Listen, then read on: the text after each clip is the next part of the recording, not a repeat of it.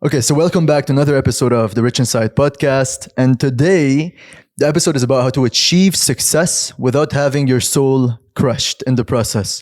And so we're joined today by Anthony Rizk, who's a high performer coach. If I got that right, you're the top 3 in the Middle East, right? إشاعات. Rumors. Okay. We're going to start with an interesting question that I think has not been asked before. The first one is, what is your favorite Bible verse? I don't have a favorite one. Is there one that resonates most with you or that moves you? There's a concept that resonates. بس verse per se no. Mm-hmm. The concept that resonates the most هو كل شيء من مشتقات don't be afraid. Okay. Have no fear, trust, you're taken care of. Okay. I went through your content. Yeah. And I saw that your grandma, Maria Afif, Yeah, الله يرحمه. said, put everything in God's hands Yeah. and everything will work out. Yeah.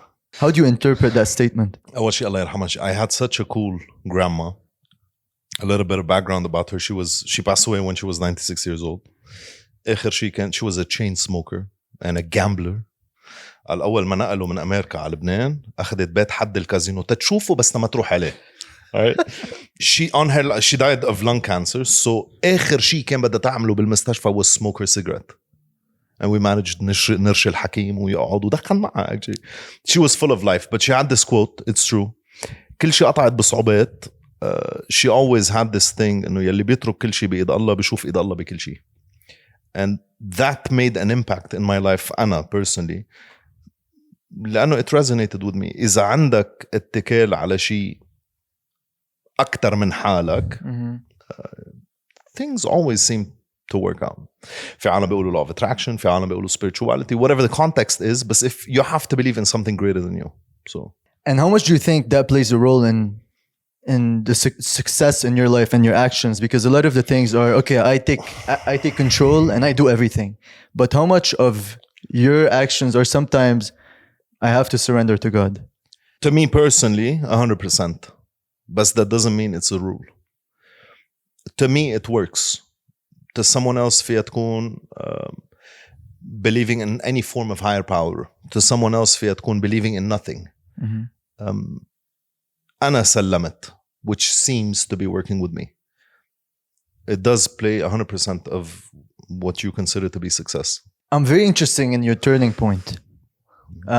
You were once, for 16 years, a heroin addict and 127 kilos overweight, and you hated people. Yeah. What changed? What was the story behind the changing point? So I was a junkie. When we say drug addict, the pinnacle was heroin, which I quit at the age of 22. Then I gained a lot of weight, because when you quit drugs, you gain a lot of weight. And I used to be a chain smoker, and I used to be an alcoholic. The turning point was a day when I decided that I was meant to do something greater than this. For I was always the kind of kid who had that passion to help people, to talk to people, to listen to their thoughts. I couldn't tolerate to see people in pain. I was the little kid in school. If I saw someone crying, I would go sit next to them. Tell me what's up. Tell me. I was the annoying kid because nobody liked it at the time. But that was the turning point. The day I decided I was that's not what I was going to do for the rest of my life. I've hit rock bottom, and there's a quote that I love. I don't know who said it. When you hit rock bottom, that's good news, because the only way is up. So when I reached that point, I said, okay, I have a PhD in drugs, in messing up my life. I wonder what the next step is, because all I can see is the other way, which is up. So what was your next step? I went into my room. I told my mother, which I have a great mother, by the way. I went to her in the morning and I told her, this is my story. And I distinctively remember telling her that your reaction will determine whether I make it or not. She had trying to have a poker face. And I told her I'm going to go into a journey, which I don't recommend anybody do. If you want to quit drugs, go to rehab. Don't do what I did. I locked myself in the room and I told her, I debriefed her and I told her everything. I'm going to lie. I'm going to swear. I'm going to come up with things to leave the room. So just open the door for me to give me food. That's it. I have my bathroom if I want to puke, if I want to, You're bringing me back a lot of memories, man. It went from the way I recovered was through delaying suicide. So my parents' house is on the 4th floor. Okay. The pain got so real that I looked out the window. I'm like, man, I wish I could just throw myself. I will as soon as the pain fades away. But then the pain faded away and it was euphoric. So I'm like, no, I'm not going to throw myself right now. I'm going to enjoy this euphoria. But when the pain comes back, that's when I'm going to go throw myself. But the pain came back in waves of intense agony, right? And I kept postponing it until it started fading away slowly but surely. And I had my new best friend with me, which is what you mentioned in the first part of the episode, which is my Bible. That's when I got to meet my spiritual side. How did faith help you in that moment of rock bottom? It was the concept of have no fear, because I personally believe everybody operates out of courage or doesn't operate because of fear.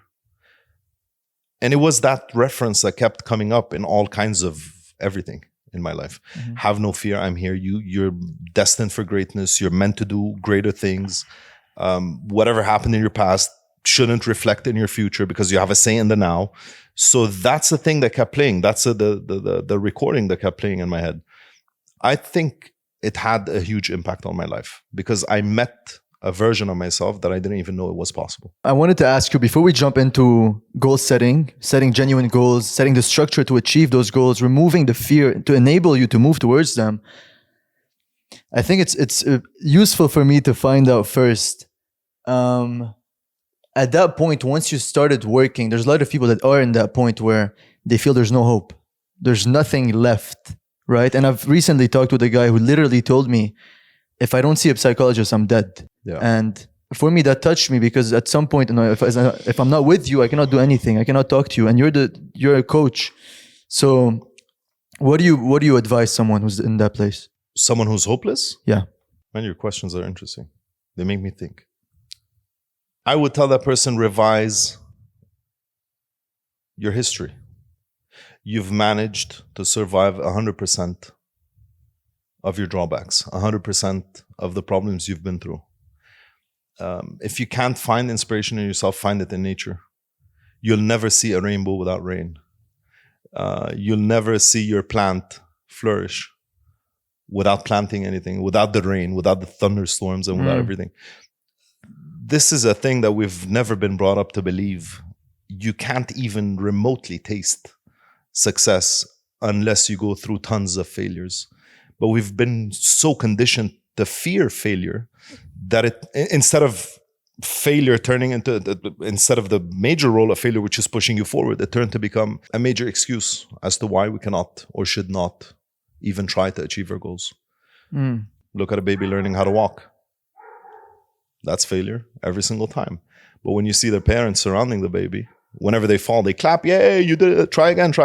But in business, especially when you're talking about work, we see that a lot. Most of the times people call it, I'm just not built as an entrepreneur. Or another one, I'm facing a burnout. Another one, what if I fail? Another one, what if I throw my family's legacy down the drain? So there's always those things.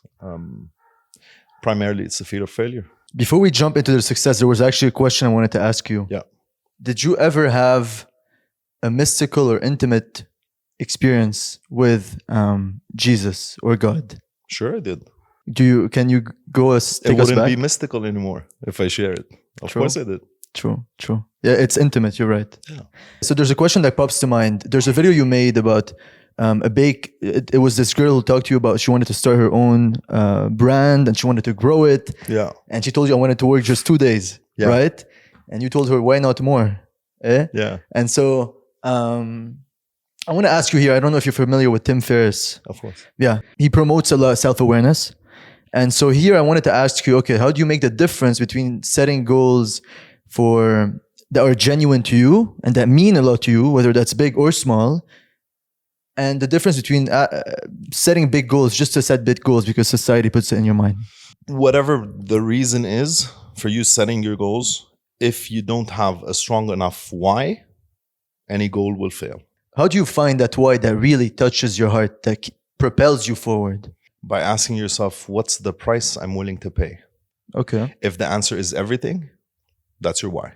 So you list out a bunch of whys until you find the one, or you identify on that list the one that makes you like, I would do this or nothing else. Yeah, I could walk you through it right now if you want. Let's do it. Why are we doing this? Because to some extent, you provide value. I enjoy what you share. And it's a win-win for both of us. Why did you decide to go into this field? It's a long story, but it's a cool story. I actually had my agency. I was fully in, 100% with it. And there was some form of passion, but there was also money, which was the main thing. And I once sat down. They didn't have any goals for it. I wrote down 3 pages of goals, then sat in the office alone and was like, fuck, that's not what I want. The goals were big goals, $1 million, get a clients, but it didn't feel authentic to me. At that point, I was like, what excites me? What opens my heart? What brings me energy? And it reminded me of a time where I did a podcast with a friend in the UK. I was like, bro, this is the moment where I felt the most present, the most happy, the most excited. My eyes fucking light up when I even just talk about this shit. Yeah. This is why I stopped everything and just went for this. And what's the purpose of that? So the purpose of this podcast is actually fascinating. It's to help people who are illusioned by the fact that richness is outside of you in material stuff, money, girls, cars, no. Not saying that girls material, but you get the concept. External stuff. Yeah. External. But that true richness is within. A person that had a tremendous impact in my life. I was deeply suffering before. I was very anxious, very insecure, very down. And my friend recommended this book by Eckhart Tolle, which we talk about, called The Power of Now. I read it, and something deep down just resonated. Yeah. It felt like there was peace finally. And I realized that this is the true richness. Peace is powerful. So this is how it is. So what's the purpose of you wanting to share that feeling with the world? Because I want people who are suffering and who do not have peace, who are overthinking, anxious all the time, insecure, to be able to touch that richness that's within, the being, the presence inside, which is the most beautiful thing there is. There is nothing close to it. You see that feeling? Where is it in your body? Here. Is it warm or cold? Warm. Make it super warm. Okay. Like boiling hot. Okay. We'll focus on it. Nothing else. What's the price you're willing to pay to keep that feeling forever and have it planted in the hearts of every single person you meet? Put a price tag on it. Yeah, it's big. How big? Really fucking big. What are you willing to sacrifice? This is where I think everything. So that's your why. Yeah. So be it you doing podcasts. Yeah. Be it you sitting with someone and having a genuine conversation because you want to serve. Yeah. Be it getting on stage and doing this for a living. Yeah. Be it going into coaching and wanting to coach other people. Be it whatever the platform is. Maybe all of this stuff will evaporate by tomorrow. YouTube and Instagram and TikTok. We don't even know what platforms that exist, right? Yeah. Whatever your form of communication is, this is your drive. Yeah. You want other people to feel the way you did when you read A New Earth. Oh, what was it? The Power of Now by the same author. Yeah. And this is genuinely why I went into the field that I do now. Yeah. It's because on that day when I decided to quit everything, in my case, somebody took me by the hand, which is a spiritual someone. But I wanted people to discover their inner richness. I call it the inner beast. Yeah. Once you meet that person and get a taste of what success feels like, it doesn't have to be money. It doesn't have to be external. But this sensation of I have more than enough and I'm living in abundance, and every interaction I have with anyone comes off of the extra that I have, then it makes it real. This is a why I'm willing to pay everything for. I love this. I wanted to ask you something. A lot of people have big goals, right? They set big, genuine goals that excites them. But then there's a fear to jump. Of course. And so here, what are some frameworks you use to jump? You see, the biggest addiction we have is the story we keep telling ourselves. Yeah. Right? It's bigger than drugs. It's bigger than alcohol. It's big. It's the Yeah. biggest addiction. Yeah. Some of us live in a metaphor. Most of us live in a certain kind of metaphor. But the people who are afraid of taking that leap of faith, which we call, more times than not, the rationalization, the internal conversation would be, what happens if I fail? Just reverse the question, reframe it. What if you don't? What if I fail? What if you make it? What if I am not confident? What if you were? Just reframe that question. But you have to say it, Fuad, with enough intensity that you believe it. I'll give you an easier example. When something happens to you and you look up and you're like, why is life so unfair? Why does this shit always keep happening to me, right? Yeah. Who else? Who do you recommend? This is by Les Brown and I love him. Do you have an email list for people I should do this shit to? Just reversing that question and turning it into, why not me? I'm the most qualified with whatever baggage I have, with whatever history I've been through. I am the most qualified to be enduring or going through the journey that I am personally going through now. Mm-hmm. Because if we switch seats right now, me and you gave me, how old are you? 23. 23, I'm 40, almost. Okay. If you gave me the 23 years of experience that you've been through with all the agony and the sleepless nights and the crying nights, and you gave them to me, they would break my back right now. And I'm at the age of 40. And if I were to give you whatever I've been through at your current age and maturity and wisdom and whatever, they would break your back. So you were given something for you to handle, to walk through, to walk out the other way. If you've healed, hopefully, you could share it with the rest of the world. That eliminates the fear of jumping into the unknown. There's something that I'm going to say in Arabic. Good luck in the translation. Yeah. العالم بفضلوا 1000 مرة جهنم مألوفة على جنة مجهولة. Yeah. Comfortable. How can you translate it? I have no idea. Good luck. I know exactly what you mean. A hell you're used to compared... A familiar hell versus a unfamiliar heaven. A heaven that's unknown. Okay. Interesting. Very interesting. Yeah. The moment people have the courage, the tiny bit of courage to say, fuck it, let me try. Yeah. You know, I lose nothing. I'm going to die either way. Then comes the second point, which is kind of, okay, where am I going? I know I want to do this thing, but how do I actually set a goal? Yeah. Set a structure to get there in the most effective way. So what is the structure you recommend? Because you've coached thousands of clients. Right. So what is the system to best achieve a goal? It depends on what we're doing and what level of conviction you are. Okay. On your way to your goal. Okay. Let's talk about this podcast. Yeah. You did it by yourself. Mm-hmm. Someone else would say, I'm not even going to start until I learn how to articulate flawlessly. Yeah. I'm not going to even start unless I have a branding and a logo, a website, a digital ad specialist, 57 editors just in case, the perfect, whatever this is, Shure or Bose, or I don't know what they call the perfect lighting. You could always postpone things. Yeah. You'll never have the perfect plan. Yep. Okay. Just jump and keep jumping and keep something in mind that you could always say, I was a kid. I didn't know any better. Let me ask you something. Were you a kid 3 years ago? You were 20. Yeah. You took some pretty dumb decisions, right? Were you a kid 5 years ago? Yeah. Were you a kid last year? Yeah. Were you a kid last week? Yeah. So what you're saying basically is the mindset of you're running experiments. Yeah. So you're what? Testing. Yeah. So what? What's if it gonna fails? happen? Yeah. What's the worst that could happen? I'll learn. I'll grow. Good. And life is so weird and fucked up at the same time. Can we say fucked up? You could say whatever you want. It's so weird that if you don't get the lesson, it's gonna keep repeating the lesson until you learn it. That's the point that I face, and I'm gonna be completely vulnerable. Yeah. There's some lessons that keep repeating themselves. Yeah. But I journal about it, but I want a framework to actually fix it once and for all. Does it get fixed once and for all? When you learn the lesson. Okay. The lesson stops happening. Okay. Yeah. Because when you learn the lesson, everything changes. Okay. If you're dealing with a person and you keep going into whatever is now trendy, toxic relationships, right? Yeah. If you keep finding or keep attracting toxic relationships or toxic people in your life, it's because there's a lesson you haven't learned yet. Okay. One of them could be self-worth. Know your worth.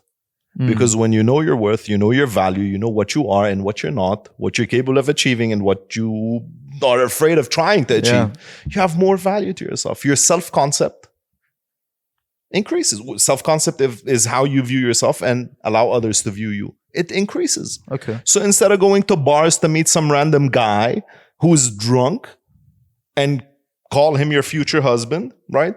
You have some more self-worth. You'd go into places and your behaviors would change. You would probably not allow yourself to get drunk and make stupid decisions. That's when the lesson stops happening. When we grow out of it. Okay. Self-worth is a big thing. Yeah. And I used to struggle with extremely low self-worth. How do you build it?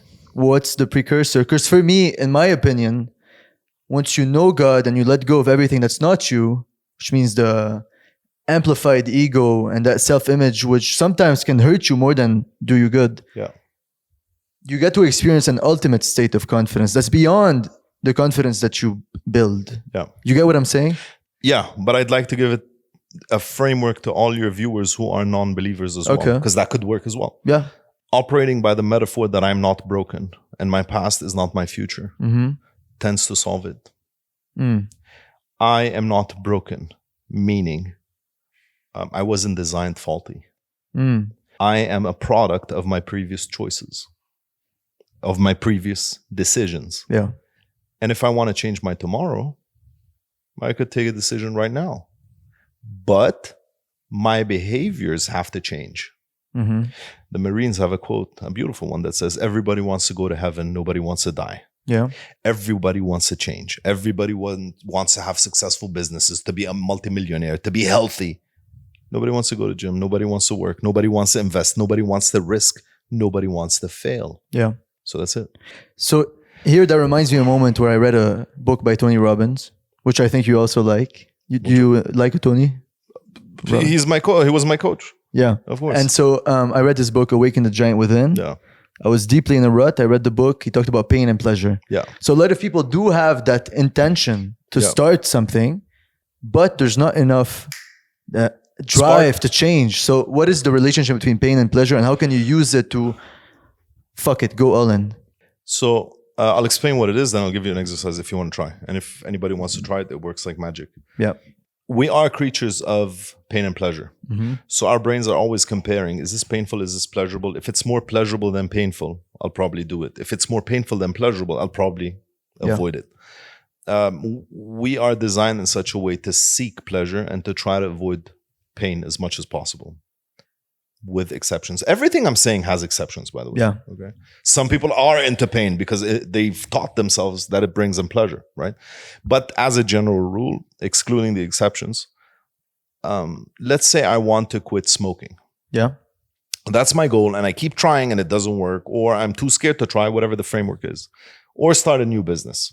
Pick one: smoking or starting a new business. Smoking.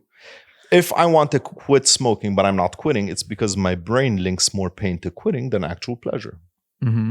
Off of the sessions that I've done, I would understand that most people who don't quit smoking, it's because they don't want to gain weight, they don't want to get angry, they don't want to lose their friends, they don't want to miss out on the cigarette breaks of work.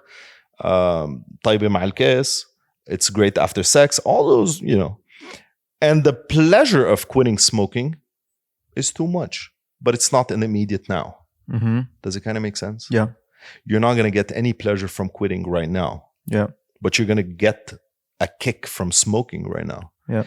You're not going to feel any pain right now if you don't quit. Because for you to have lung cancer, it's not going to happen in a minute. Yeah. So the pain is perceived, but it's not in the immediate now. So the threshold is still okay, right? Yeah. But the pain of quitting, you're going to feel right now, because you're going to start getting edgy. You're going to start getting itchy. You're not going to know what to do with your hands. See, I talk like a smoker. I used to be one, so I know what it takes.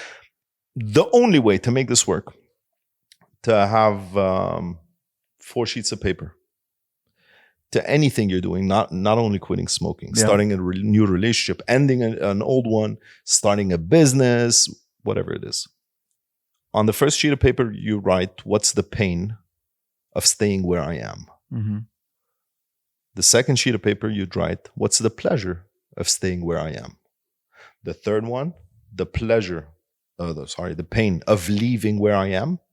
And the fourth one, and you cheat a little bit, so you write 2 extra pages of this one, the pleasure of leaving where I am.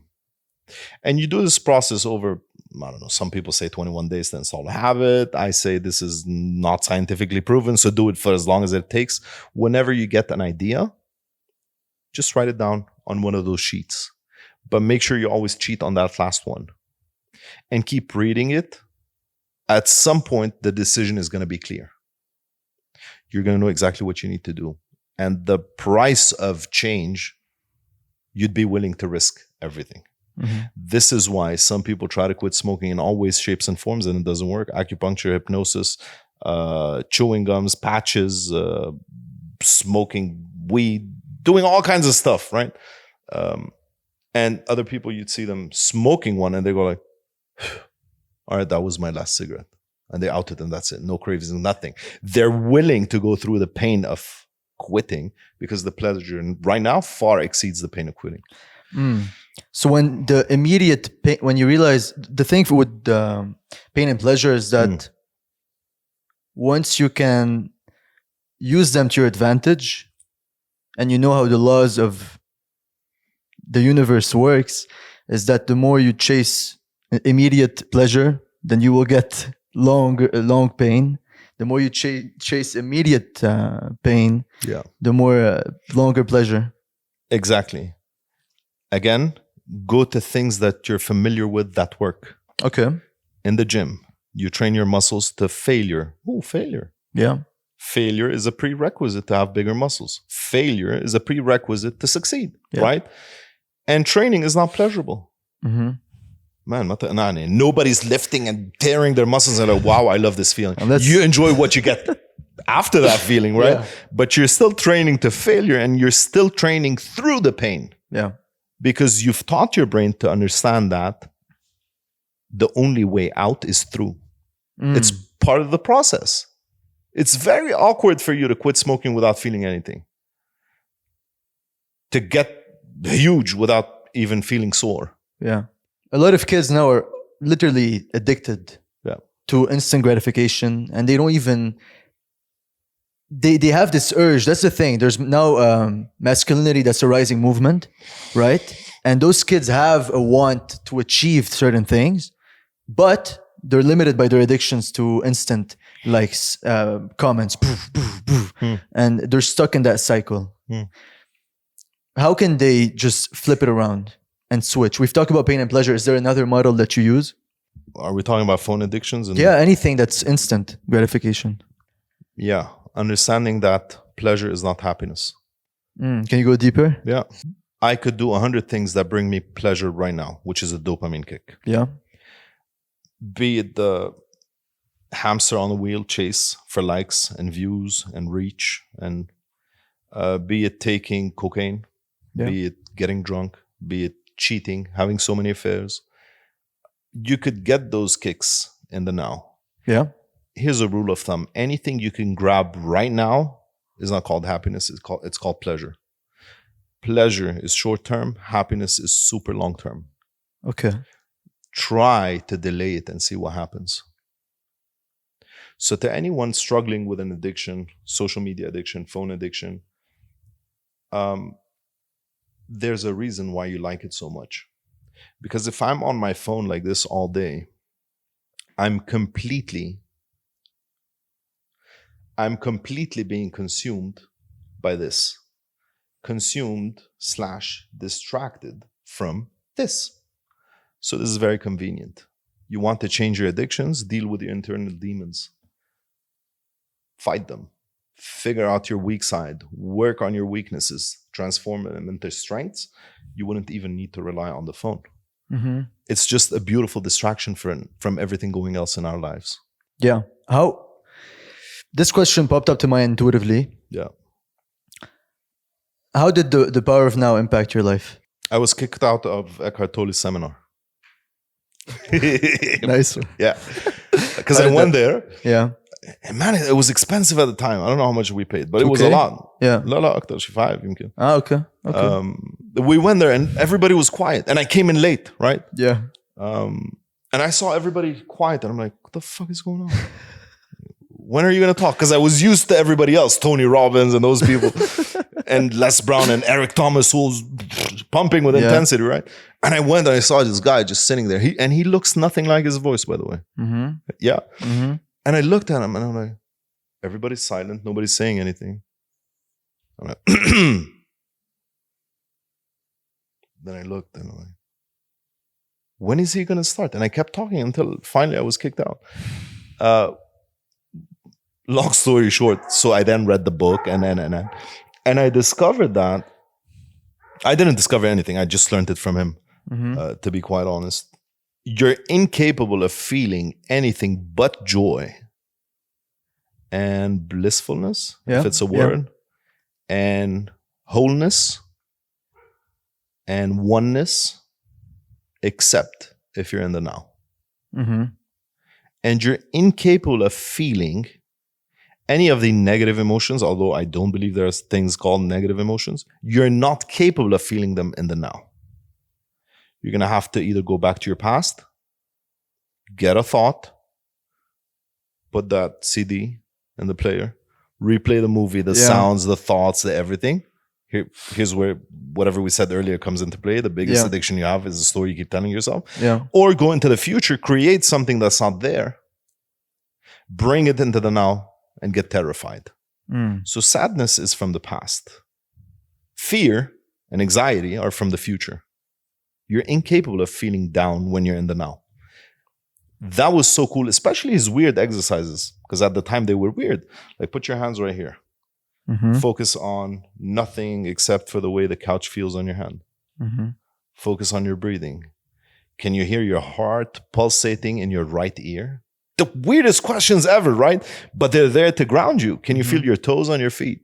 Mm-hmm. Can you feel the texture of the shirt on your skin? Those are beautiful techniques to get yourself grounded. They make you feel more in the now.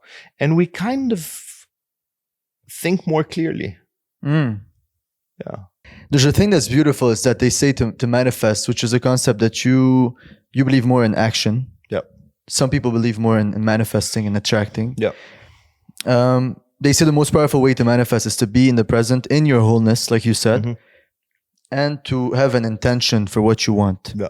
So you did a lot of hypnosis CDs on how to stop smoking, build confidence, all the rest. So how can you use, building on what you said, the present and your wholeness to then attract or manifest certain things that you want? I don't think I'm the most qualified to talk about the law of attraction, or there are much more qualified people still living. Go attend their courses, Bob Proctor, Rhonda, but whatever. I don't necessarily not believe it, but I think, and I'm humbly saying this, I could be completely, I most probably am wrong, but it's achieving your goals for dummies. Because no, it's not enough.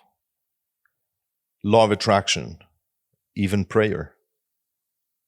No, they're not enough. At some point, even if the universe or the Lord presented them to you, you're going to have to take a decision. Yeah. And that's on you.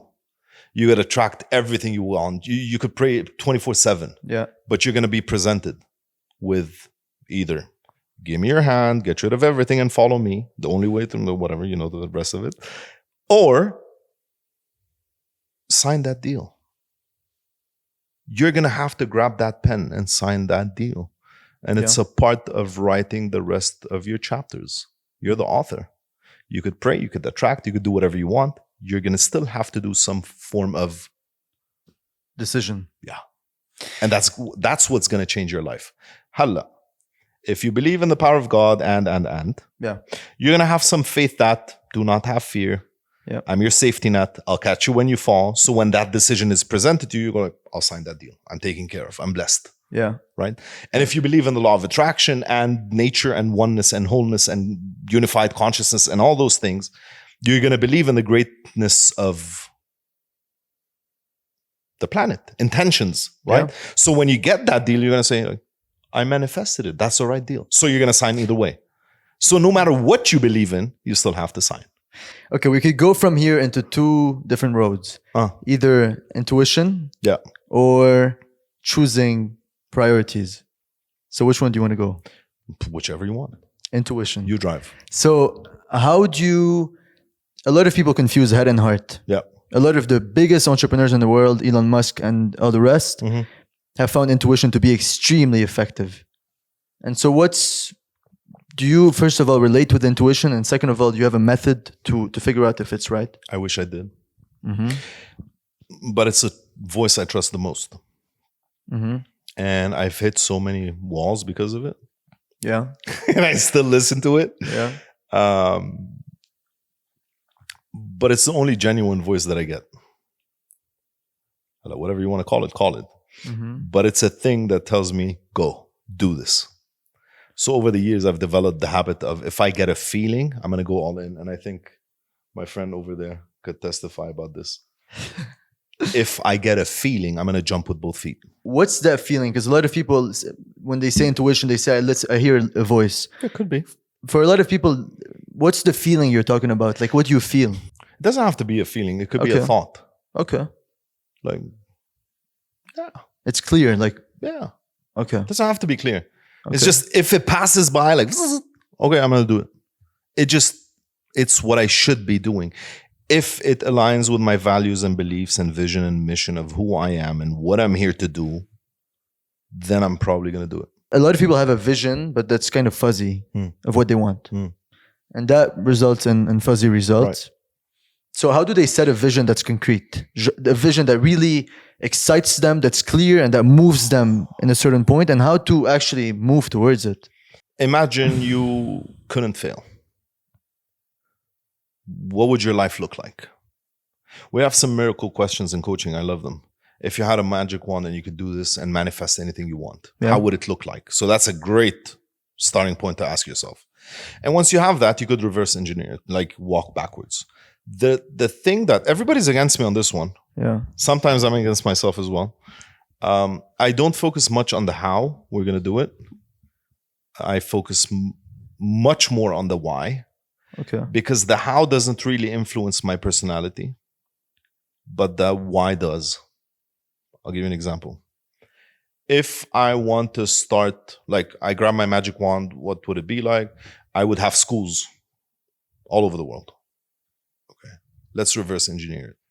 Instead of going through how and whatever, finding sponsors, I can't, I have to study, I have to learn, do a PhD in education or whatever it is. I focus on the why. Why would I want that to be a part of who I am? If it's a big enough why, the how will always find a way. Another example. How many times have you met someone who wants to lose a lot of weight? And they keep saying, I'm going to lose this weight, I'm going to lose this, but they never do, right? But then when they have an occasion, like fitting in a dress or their wedding or whatever the story is, it doesn't matter what kind of diet they do anymore, they're going to lose the weight. So before they were trying the perfect program, the how am I going to get there? How am I going to lose the weight? But when they got a big, intense enough why, they just got on the treadmill and started running. It didn't matter the how. You're going to get there. You have a strong enough why. We talked about before the why, a thing that really makes you want to sacrifice everything for this. So now for people that are juggling that are confused by multiple ways to go and multiple priorities, how do they focus on the one thing that's the most important? Ask yourself, what's most important to me in life? Okay. That reveals your values. Okay. If you get a bunch of them, do a small exercise, choose the most important, put a tick next to it. If you got 3 values, compare 1 to 2, 1 to 3, and then 2 to 3. Pick one, say no to everything else. What are your top 3 values? Number 1, 2, or 3? Do you want them in order? Yeah. I don't want to share. Spirituality, family, health. Why spirituality at number 1? Because it's the base of everything. To me. And I could be wrong. Probably am. And how did you come to that realization? I lived for so long without it. How did life feel without this? Now looking back, incomplete. It was the hamster on the wheel, chasing something you'll never get, thinking you're doing enough effort, but you're going nowhere. That's when I was faking empathy. I was faking compassion because of who I am and what I do. but that changed. Nice. Yeah. I like this. I want to ask you, a lot of people face, so they know their genuine goal. They have a vision. They reverse engineered it. They're on the path. And sometimes you fucking face burnouts. I'm not going to lie. So. Yeah. I face burnouts all the time. Overwhelmed. Emotional management is fucked. Sometimes I just start eating to compensate. There's a lot of things that I go through. So how can someone, is it possible to optimize to avoid burnouts and to keep your emotions for peak performance? What's wrong with I taught you the technique. I don't know. You answer yourself. Which technique? When you have a question, what should you do? When you have something, you look at things that you're familiar with. Sah? Yeah. So why wouldn't you face a burnout? Why wouldn't you? How is it not a part of the process? How do you know how would you know that that's your limit? You've pushed yourself beyond the limit. How would you know what your limit is? Mm-hmm. It's like whenever I hear someone say, I wish we didn't burn in fire. If we touched fire. Really? That's irrational. Yeah. Facing a burnout is part of the process. There are tons of techniques like the Pomodoro and whatever. Yeah, okay, nice. But just take a break. See if you miss it. If you genuinely miss it, then that's a burnout. You've been overworking yourself. But if you don't have to call it a burnout. It was something that's not aligned with your purpose and passion, and you just lost interest. And that's okay. You could be interested in one thing today and lose interest completely tomorrow. That's okay. So that brings the question of perseverance and self-awareness. Okay. A lot of people, for example, me, I went through different paths because I went through this path. I found success and I realized this is not for me. Poof, next, poof, next. But then how do you make meaningful progress in something? Or how do you find the thing that really fucking lights you up? That, for example, for you, coaching, inspiring, fucking moving people and creating lasting change. How do you find that thing? People are craving for purpose. What are the things you've started and succeeded at and then changed? For example, the business. I started it. It succeeded a bit. What kind of business? It was a social media agency. I'm doing it, but on hibernation mode compared to what I used to do before. I did it, found it wasn't meaningful to me. I didn't see myself doing this in the next 10 years, 5 years. Okay. So I stopped and moved to this. And I used to do content. Also, it succeeded, but I found the style wasn't authentic anymore if I moved. So authentic مثل burnout? Is it similar? No. You found that you weren't being authentic? I found authenticity is different than burnout. Burnout, you feel you need a break, but then you feel a pull towards it again. Authenticity is different. It's like, this is not for me. This doesn't align with my mission, my values, who I'm evolving into. So what was your question? I answered it. Yeah.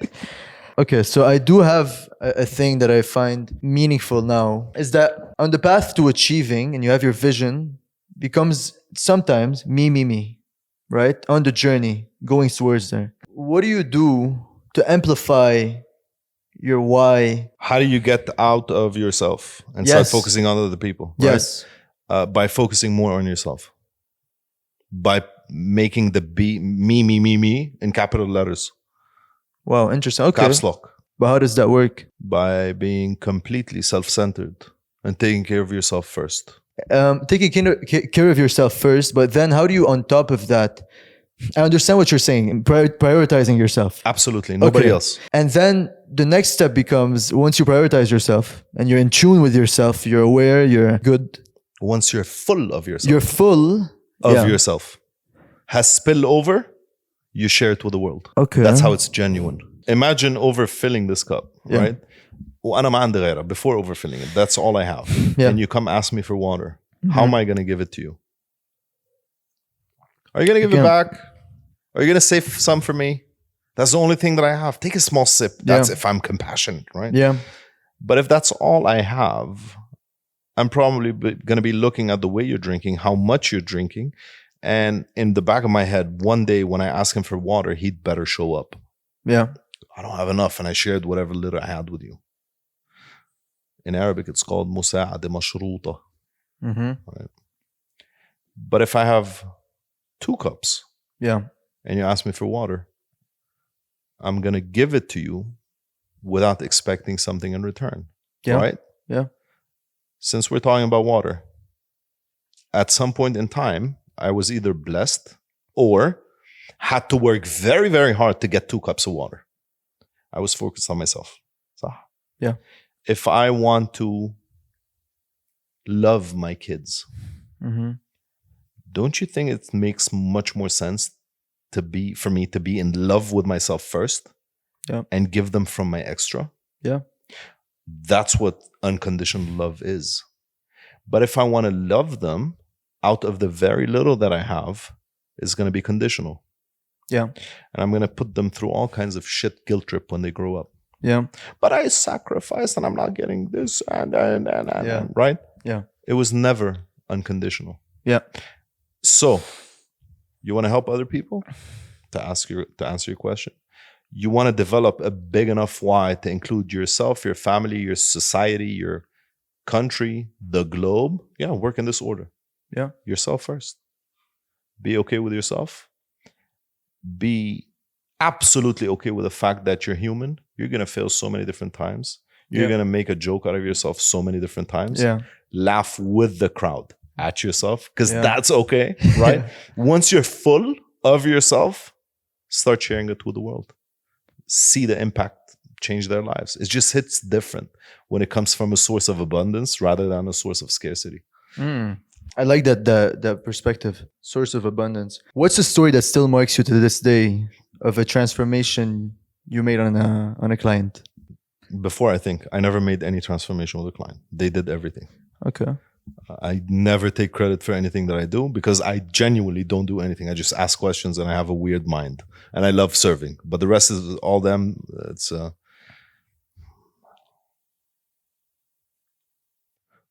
all of them, man. I could think of a few, but I can't mention their names or what they are, who they are. Can you mention one without the name? That really. I could mention one with the name. Sure. Because she gave me a testimonial. So, Sure. Ray Basil, Okay. the champion of the world, trap shooter. Okay. That's a transformation I am proud of. I'm proud of her because she is the hardest working in the room, bar none. How did you change her? What was the transformation Just like? messing with her brain. Like she was facing a burnout. She wasn't being at her best. She wasn't getting enough medals. Just by pressuring her and tickling her brain in the right places, reminding her of her why, and of course, hundreds of hours of on-site trainings, and she managed to become number one in the world. And what's a template people can take over if they are facing burnout, have lost their self-worth, and just want to achieve big things? Take time off. That's okay. When you go to the gym and you work out and you're sore, you don't work out the second day. You take time off to recover. You take supplements. Yeah. In our world, take time off. Get your supplements through coaching, through therapy, through whatever it is, through having a good conversation with a friend. Yeah. Whatever it is, just don't keep that weight on your shoulders as if you're a fuck up or you're a failure, because you're not. When you face a burnout, excellent. Cha-ching, you check the box of growth. Take time off. Let your brain recover, your muscles, your mental stamina recover. Whatever's coming next needs you to have had that burnout, because you need to be stronger than whatever you were. Nice. I usually finish the podcast with a game. It's an improv game. Okay. There's two. You can choose whatever one you want. You're gonna choose yourself? Yeah, okay. You're the boss of this game. It's called the end game. So I'll start a statement. You continue with "and" until one of us just blanks out. And Andy. Yeah. Cool. So I started following my dreams. And it turned out great. And I was able to grow through it in ways I never imagined possible. And serve millions and millions of people along the way. And through that brought me a lot of fulfillment. And brought me closer to my real essence. And my real essence is love. And gratitude. And peace. And let's try to make the sentence a little bit longer. And along that journey, I discovered that when I was helping other people, it brought me fulfillment. Yeah. And completion. And that's it. You're awesome, man. Anthony, thank you so much for your time. It's my pleasure. I'm going to leave you space now to promote anything you want. And I'm going to put the links below to anything that excites you. I got a bunch of things to promote. Number one, I have nothing to promote. I'm not going to promote anything. I'm not here to promote anything. To whomever lasted this long, I salute you. There's a reason why you stayed watching two grown-ass men talk. Um, whatever your dream is, whatever your passion is, whatever your intention is, go all in. Today we spoke about things like fear, breaking comfort zones, um, becoming the best version of yourself. Whatever your goal is, go all in. If not now, then when? If not you, then who? I'm sure you're familiar with this. But I genuinely believe every single one of us, except for this guy over there, came on this earth for something, for a certain purpose. Don't be selfish and take it with you to the grave. If you have a book inside of you, start writing. If you have a special recipe that you deserve everybody should taste, start cooking or baking. Whatever your dream is, focus on it and eliminate everybody else and anyone else. Focus on yourself, love yourself, be proud of who you are. You've survived 100% of everything you've been through.